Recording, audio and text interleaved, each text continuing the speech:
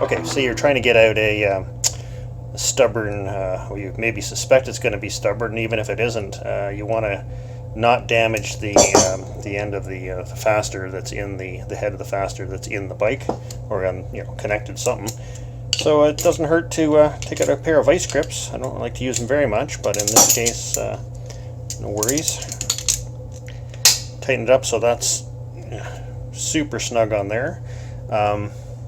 What you do is, you press with this hand, pressing in, keeping in the tip engaged, and as you press, crank this way. Or you don't want to do it this way. Well, you just give her a crank as you're pressing. So vice grips come in mighty handy for that issue.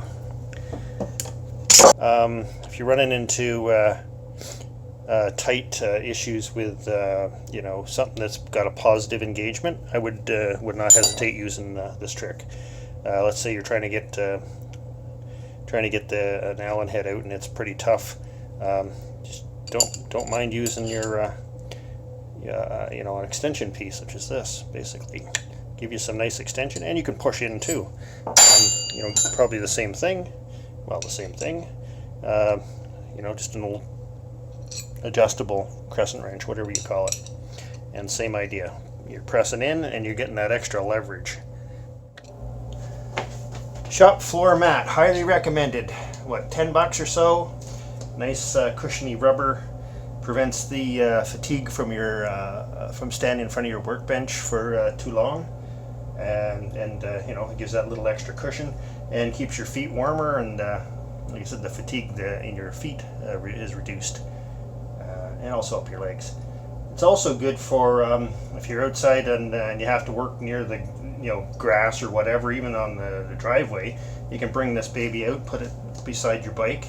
Even if you have two, put them on each side. Gives you that cushion effect out there, and you can even put your knees on it, so it's not you're not pressing against the hard driveway or whatever. And then if you have to work on grass, take the thing and just spread it out and drag it across the grass before you put it down. Then that flattens out the grass, and anything you drop hopefully doesn't bounce too far and ends up in one of these little catch holes here, and might make your day. All right, organization tip: get yourself magnetic tray. These things are great.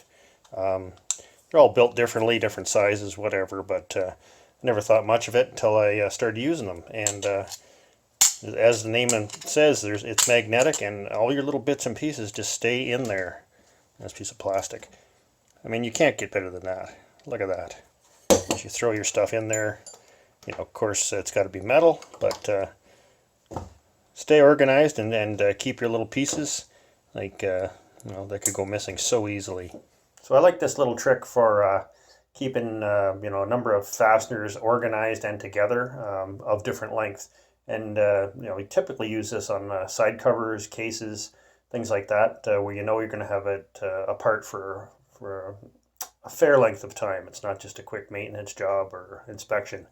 So what I've done here is, just cartoon kind of drawn the side cover, and so I know which is front, obviously, and just stick the bolts right through. And you can see from the back side they're all different lengths, and so when you come back to assemble it, you can just pull out the bolts. You know exactly which one goes where, and there's no guessing, where does the extra long one go with short ones. It's perfect.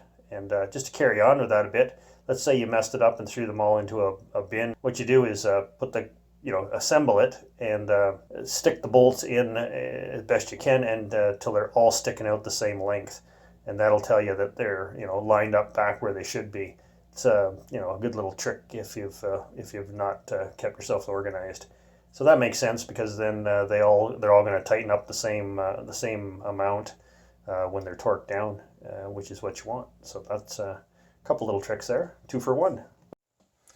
Okay, assembly. When you're assembling stuff, you want to have yourself some drifts.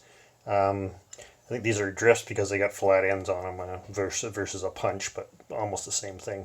What you can do with these babies is, say you've got a side cover or complex piece, and you're getting it on there, get one of these babies into the, this would be better, get that into one of the screw holes, and that aligns the one, that automatically aligns it. Then you move it around to get your other screw in, and while you're basically holding the punch, the drift, while you're holding the drift, it's keeping that piece in place, or whatever orientation you have it, so you can get some screws in instead of trying to hold it up and put a screw in and then try to screw it in. This, it basically helps you align the two mating pieces super quick.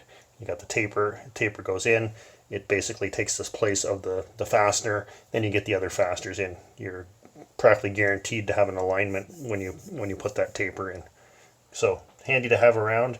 A couple drifts. Little trick I use on fine threads, you get her lined up, whatever you're putting, I call this the nut, whatever, you're putting it on, get it straight enough, and push it on, but go backwards. You hear that click? It means the threads are at the perfect spot to engage, and you got it straight as you can be. Come forward a little, not like a wacko, but just enough pressure, and it goes on every time, nice and straight. Okay, that wraps her up. Hope you found those tips useful. So you don't miss any, hit the subscribe button and the little ding-dong bell there, and so you're notified. Okay then, we'll talk to you soon. Bye for now.